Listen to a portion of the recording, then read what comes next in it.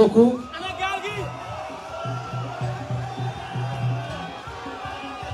Merci. Merci beaucoup.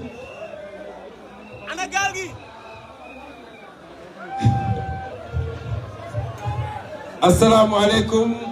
wa Mbour.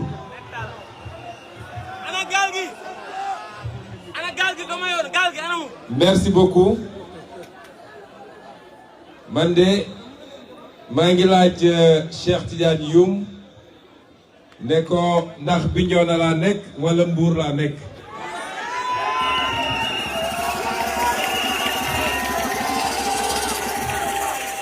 ñu ngi leen di gërëm fas yéene waxtaan ak yéen ci kàddu yu gàtt muy waxtaan boo xam ne waxtaan bu sérieux la di wax ni dama bëgg yéen ñëpp ngeen gërëmal ñu leader Yewwi Askan Wi ndax jàmbaar lañu ma bëgg ngeen defal leen acclamation spéciale parce que xam nañ seen coono waaye dama bëgg ngeen xam ni leader yi ngeen gis seen coono commencé wul tey waaye mi ngi commencé depuis ay weer ci gannaaw bi ñu sumbee waxtaan pour war a mën a ànd ensemble xam ngeen affaire coalition du lu yomb ñu dellu si waat jaar fu jafe-jafe muy fu ñu tuddee investiture nga xam ne ku koy def yow dong rek ak sa parti am problème rawatina boo ko naree bokk nag ak ay parti ku nekk am ay ndawam ñëpp bëgg a nekk candidat ñu def ko ci ay fan yoo xam ne nelawuñu lekkuñu yàlla may ñu ci sutura ba ñu génn ci coalition bi yëngatuwul tasul tey ñu dooraat beneen étape mooy bi campagne bi dooree ba léegi gis ngeen ñi taxawuñu te am na ci ñoom ñoo xam ne ñun ñii ñu ci bëri ci ñun mat nañ ñu ndey wala ñu mat ñu bàyyi waaye lu ñuy def ñoom ñoo ciy jiitu kon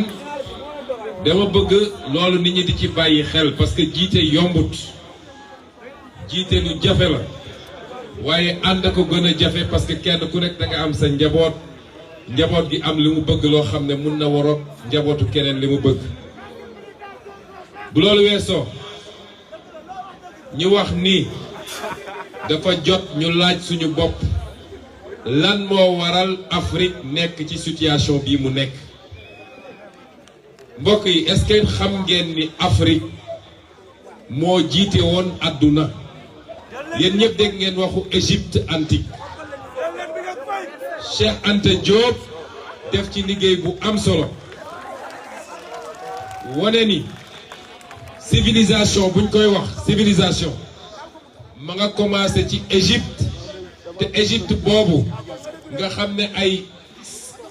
7 millénaires ci gannaaw Égypte boobu moo njëkk a tabax lu taxaw ba tey jii soo demee fekk ko fa ñu koy wax pyramide Égypte boobu moo njëkk a def mathématique moo njëkk a def astrologie moo njëkk a def médecine di opérer ay nit te Égypte boobu ku leen wax ay nit yu weex lañu woon waxul dëgg ay nit ñu ñuul lañu woon. nit ñu weex ñi arab yi ñi ngi ñëw Égypte arab yi ñi ngi ñëw Égypte 350 ans après la chute de l'Égypte waaye Égypte bi taxoon ñu wax nit ñu ñuul kuk lañu mel ni man ak yéen les Grecs jóge Europe ñëw doon jàng ci Égypte yóbbu Grèce noonu lañ ko tasaaree Europe romains yi jël ko keneen jël ko ba ñu egsi fii waa léegi lan moo tax 8000 ans plus tard lan moo tax tey adduna bi yépp xeeb Afrique xeeb nit ku ñuul lan moo waral loolu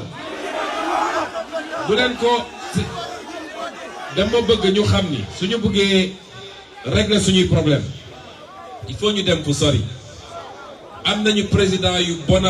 dëgg la waaye loolu dafa mel ni dono la boo xam ne dafa jóge fu sori di wàcc mooy lan moo tax à partir de l'époque médiévale ndax ba bi ñuy am empire du Mali empire du Ghana ak keneen ak keneen kenn ëpp ñu woon doole ci àdduna lan moo tax à partir de période médiévale ñu commencé di suux di daanu di suux di daanu ba tey jii waxuma la sax ñooy dernier ci àdduna waaye nit ñi gisatuñu ci àdduna nit nag boo fàttee sa démb fàtte sa histoire est-ce que xam ngeen ni tax chinois yi gëm ni ñoo war a jiite àdduna parce que chinois yi dañoo gëm ni ñoom ils ont 5000 ans d'histoire bi ñuy tabax la muraille de Chine Europe ñi ngi woon ci lëndëm bi bi ñuy def commerce soie Europe mi ngi woon ci lëndëm bi te loolu dëgg la moo tax chinois dafa gëm ni yàgg-yàgg mooy dominer àdduna te fi mu ne nii 2028 ñu rattrapé seen retard militaire seen retard technologique te ñooy la première économie du monde actuellement waaye xale chinois bu am 8 ans boo ko waxee mu ne la ñun depuis 5000 ans ñoo jiite woon àdduna ñun suñu histoire dafa mel ni mi ngi commencé ak colonisation li jiitu woon loolu lan la dama bëgg tey kenn ku nekk ci yéen am fierté gëm ni du tubaab du japonais du chinois du allemand du anglais du keneen du américain amul ku ñu ëpp xam-xam amul ku ñu ëpp fit amul ku ñu ko war a gën a bëgg suñu bopp te loo gis seneen mën nañu lu raw foofu li manqué nag dañuy wax ni ñun li ñu manqué mooy détermination dañuy wax mel ni nit ku ñuul dafa gëmul boppam waaye bu ngeen fi toogee 4 heures ba heure bi gëm ngeen seen bopp ndax ñun joxuñu leen fukki dërëm pour ngeen ñëw fii kon gëm ngeen seen bopp gëm ngeen projet bi ndax jaadu na nag gannaaw détermination bii ngeen wane mais détermination bu ko raw ngeen wane fii ci mois de mars Macky Sall gannaaw bi mu faagagalee Karim Wade dellu si faagagal Khalifa Sall ne moom rek mooy doon kuy di mbëkke ne day faagagal Ousmane Sonko yéen a jóg ne du fi amee kon léegi est-ce que jaadu na ñu def sacrifice yooyu yëpp fukki bakkan ak ñeent rot ci xale yi wane ci taxawaay boo xam ne mag ñi toog seen kër di ñaan est-ce que jaadu na ñu jaar foofu yëpp dellu si naan ñi ngay woteel Macky Sall tappalekat bi est-ce que loolu jaadu na parce que li xew mois de mars pour ñu mën koo concrétiser wane ni jëlaat nañu suñu destin en main parce que mois de mars du Macky Sall rek waaye li ne ci gannaaw Macky Sall ngemb ko mooy intérêt étranger yi nga xam ne moom la jiital ci intérêt réew mi ba tax mu jaay géej gi ba mool yi amatuñu jën ba tax mu jaay suñu pétrole jaay suñu gaz jaay suñu zircon jaay suñu suuf wax naa ko barki démb ci benn meeting ba léegi waxuñu de te xaamaan boobu taxawoon fii ne day suul yoonu Yewwi Askan Wi xaamaan boobu nga xam ne doomu Mbuur la ne moom mooy suul Yewwi Askan Wi nee naa leen fii ci yéen ña ngi fay jaay 150 hectares moom xaamaan mooy dox mbir mi mooy jëri xaalis bi pour yóbbu ko ci Macky Sall kon ñooñu amul benn Sénégalais boo xam ne war naa yéenewaat di jël kartam di ko jox ñooñu loolu nag ñu bëri dañ naan 2024 la loolu erreur d'appréciation la changement bi dafa commencer au mois de mars ñu war koo firndeel dans les urnes le 23 janvier 2022 loolu mooy enjeu bi ñu bëgg nag moom Macky Sall ak ñi ko ngemb mooy tubaab yeeg ñeneen ñi nga xam ne ñoo ko gënal sénégalais bu ñuul kukk ñoo ko gënal sénégalais bu weex bi sax ndax sénégalais ñépp ko bokk dama ne tubaab Macky Sall boobu su ngeen bëggee mu abal ñu ndax bëgg ngeen ko ñu bëri dañuy wax 3e mandat man gëm naa ni Macky Sall téeméeri xelam mayatu ko mu xalaat 3e mandat waaye yemul ci ñu ne Macky Sall bàyyi na 3e mandat waaye Macky Sall waruñoo imposer kan mooy nekk 5e président de la République au Sénégal Macky Sall mënuñu fee tegal ndawam waaye Macky Sall ak ñi ko ngemb te ñooñu di leen yónni naan leen dem leen ngeen embargo Mali foog ngeen ni jaadu na ñu ne Sénégal mi ngi embargo Mali tey nee nañu ki ne woon président Mali génn na fi jóge na fi yàlla na ko yàlla yërëm te jéggal ko léegi ñoom naka la ñuy def pour dem jaale ji Mali ndax liy yoon mooy président bu faatu ñoom ñëpp dañuy takk seen avion dem jaale ji ñoom ñoo ne embargo nañ naka la ñuy def pour dem Mali jaale ji kon ma bëgg leen sensibiliser benn mbir enjeu bi dootul Macky Sall 3e mandat am déet mais Macky Sall duñu imposer kan moo war a toog fii gannaaw moom fii gannaaw moom Yewwi Askan Wi la ñuy dénk réew mi ci kàttanu yàlla ñu soppi ma daaneel nag wax leen ni waa jooju borom ndel boobu xaamaan nga xam ne politique na 50 ans musul gagné benn bureau de vote ku politique 50 ans musoo gagné bureau de vote ñëw fekk coalition bu toll nii nga xam ne ñi fi nekk ñëpp mus nañu gagné seen dëkk nga ne yow yaa leen ni suul li tax mu wax ko nag xam ngeen lu mu doon ci évaluation bi ñi doon def ci seen dialogue boobu dañu ne léegi la ñu bëgg mooy pour nit ñi nekk candidat ci élection législative day jaare ci li ñuy wax le parrainage des élus mooy léegi maire yi ñoom ñooy parrainer kan moo war a mën a nekk candidat pour élection législative au Sénégal loolu duñ ko nangu muy benn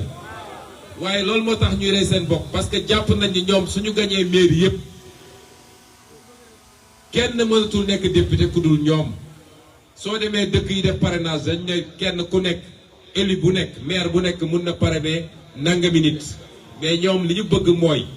gannaaw bu ñu juuj njaacee ba gañe mairie yépp ñu bind ne maire bu nekk benn nit rek nga mun a parrainer benn liste rek nga mun a parrainer bu ko defee la ñu bëgg ñoom ci ni ñuy def ci lu daganut ci lu jaarul yoon ba jëlaat réew mi ñu jaaree ko seen tappandoo yi ni ñu defoon parrainage en 2019 est-ce que loolu nañ ko nangu moo tax enjeu élection yii dama leen ko ñaan les jeunes ñun jaral ngeen ñu lu ne billaahi ñun politique ñu ngir suñu bopp man soxlawuma dara ci politique te ñi fi nekk ñëpp gis ngeen Aïda Mbodj mi nekk na ministre ñaata at bu ngeen demoon këram gëm naa ni ñu ci bëri ci yéen seen kër moo tane këram kon kooku musul jël dërëm bu moomut noonu la ñëpp mel fii kon ñun politique jaamu yàlla la ci ñun dañu gëm ni julli ak koor ak aji màkka ni mu bëree yoon sonn ngir sa askan baax noonu la bëree yoon loolu moo ñu dugal ci politique moo tax mbir mi dañoo bëgg mu jaral leen les jeunes bëgg Ousmane Sonko bëgg Yewwi Askan Wi lu baax la waaye am sa carte bésu vote bi 7 heures du matin mu fekk la fa nga voté ba pare toog sécuriser vote bi parce que ñoom ay sàcc lañu loolu moo ëpp solo lépp bu ngeen ko defee nag ba jox ñu dëkk yi juin ngeen jox ñu assemblée nationale 2024 ñu bale leen bu boobaa yéen wàccoo ngeen ak ñun wallaahi dama ko waat di ngeen ne xamuñu woon ni mën nañoo yore réew ci yorin bu rafetee nii loolu lañ leen di wax ñu ngi leen di gërëm di leen sant salaamaaleykum maa ngi daaneel nag dama ko naroon fàtte maa ngi daaneel nag dañ leen présenté ay candidats yoo xam ne ay gor lañu seen loxo set na bëgg nañu réew mi ay patriote lañu ñaar ñi ñu leen présenté ndax ñii di ngeen leen jëndee candidat yoo xam ne man nee naa leen man fonctionnaire la kii di compétir ci mairie bi maag moom ñoo duggandoo ENAM ba ñuy dugg maa nekkoon major xam ngeen ENAM nu mu doxee ñi jiitu ñooy tànn fi gën a baax muy impôt domaine douane trésor ñoo gën a baax payoor moom bokkuloon ci ñooña tey fonctionnaire kese la ab fonctionnaire bu andi ay millions wala ay milliards di ko joxe bu leen posé wu 100 000 questions dafa tekk xaalisu réew mi waaye moomu ko ñun nag dañ leen présenté ay candidats Cheikh Tidiane Youm xale la de waaye ku toll ni sëñ Moustapha Sy bu ko wóoloo ba jiital ko xam leen ni xale bu mën a ànd ak ay mag la maître Tall ba may ànd ak moom ba may ànd ak magam daan ko fekk fi ma ko fekk boobu nekkagul greffier bay nekk avocat waaye gor la ndax valeur yi ñu partagé woon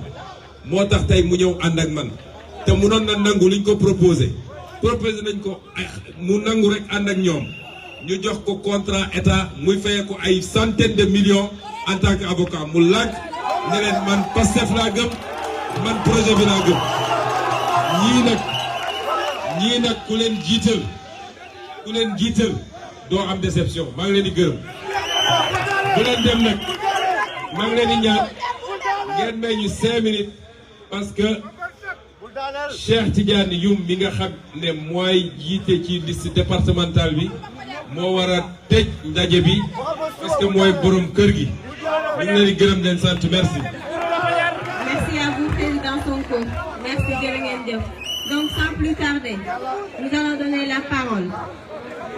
à monsieur Cheikh Ahmed Tidiane Youm, qui est le candidat au conseil départemental de Mbour, qui représente aussi Serigne Moustapha Sy au sein de la conférence des leaders. C'est à vous, monsieur. Salam alaikum waa Mbour commune. Ñu ngi leen di nuyu waa département bi yépp. Di remercier suñu candidats yi nga xam ne ni ñoom la ñu investir au niveau des communes. Parce que su fekkee ne importance bu conseil départemental bi am communes yi ñoom ñoo tax. Donc ñoom ñu ngi leen di remercier aussi public bi parce que yéen a ngi fi depuis 16 heures. te ni ñu ko waxee c'est parce que vous êtes convaincu que Yewwi Askan Wi moom rek moo mën a jox département de Mbour beneen image. Donc moom la ñuy wax aussi kenn fayu leen da ngeen a engagé loolu moo tax ngeen toog fi ba 16 heures. Il est minuit passé xëy na wax bi du gudd parce que guddi na trop te xëy na ku nekk dina dellu ci fa mu jógee guddi na mais dama bëggoon rek ñëwaat ci commune Mbour. ci commune bi président Macky Sall dafa def bilan bi mooy ki nga xamante ne ni mooy maire sortant bi président Macky Sall daf ko ne liggéeyuloo dara comme liggéeyuloo dara duñu reconduire mu gedd dem defar listam ñu ñëw ci conseil départemental bi ci conseil départemental bi dafa am benn classement bu ñuy def performance des collectivités territoriales moom ci classement boobu moom moo jël ndàdde ci bu ñu xoolee conseil départementaux yi nekk ci dëkk bi yëpp ñi nekk ci Sénégal yëpp moom moo ci jël ndàdde ba mu jëlee ndàdde mu ne Macky Sall man de dama bëggoon nekk candidat ci commune bi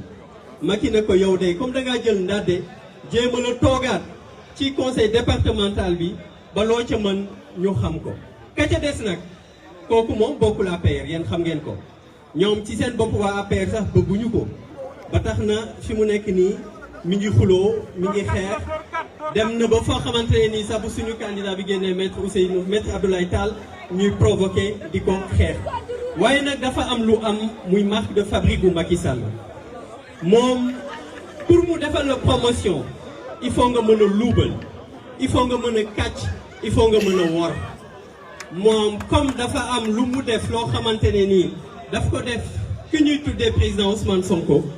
Macky Sall woo ko nag ne ko yow il faut ma honorer la def ko mu nekk candidat bi moo tax nag yéen waa Mbour waa département bi yëpp lay wax votre destin est entre vos mains il faut nécessairement que vous preniez vos responsabilités parce que am na loo xamante ne nii mënatul continuer politique bi nga xam ne nii moom lañ fiy gis depuis des années mooy politique boo xam ne nii ñi fi nekk seen bopp lañ fi nekkal ñi fi nekk seeni njaboot lañ fi nekkal ñi fi nekk seeni clan lañ fi nekkaluñ fi askan wi loolu la ñu bëgg mu jóge fi te Yewwi Askan Wi nag loolu moo tax ñu taxaw loolu moo tax ñu ñëw taxaw créer benn dynamique boo xamante ni waa Mbour dinañ ci profito jox département bi beneen image bu mu gën a nirool loolu moo tax du ma guddeel dañu leen di ñaan comme ni ko président Ousmane Sonko waxee comme it ni ko sama yeneen naataangoo yu waxee bu leen fi jógee ngeen def tout ba récupérer seeni carte pour dem voter. Au-delà de récupérer vos cartes, le jour du vote, le 23 janvier, il faut ngeen sécuriser seen vote. Parce que du leen def effort bu tollu nii toog fi depuis 16h ba minuit ngeen dem voter ba pare toog seeni kër ñu sàcc leen. Donc na leen ko jaral heure boo leen voter ba pare toog leen surveiller puisque ñoom seen lépp njuuj njaaj la. Puisque ki nga xam ne nii moo leen jiite daf koy wax nee na bàyyi na njuuj njaaj waaye ku dëkk ci njuuj njaaj du mën a bàyyi njuuj njaaj te kër boo xamante ne ni ñoom ñëpp dañuy njuuj njaaj góor ga doom ya dañuy njuuj njaaj jigéen ña dañuy njuuj njaaj donc ñooñu duñ leen wóolu. Il faut le 23 janvier ngeen bàyyi ci xol sécuriser vote bi te loolu ñu def ko ci commune yëpp du département mooy 16 communes yëpp ba nga xamante ne nii au 23 janvier dinañu gagner le maximum de communes bu ñu mënul gagner commune yëpp et puis ñu gagner conseil départemental bi jox Mbour beneen xar kanam ñu ngi leen di remercier toogaay bi yàgg na encore une fois de plus merci pour votre patience et jërëjëf merci beaucoup.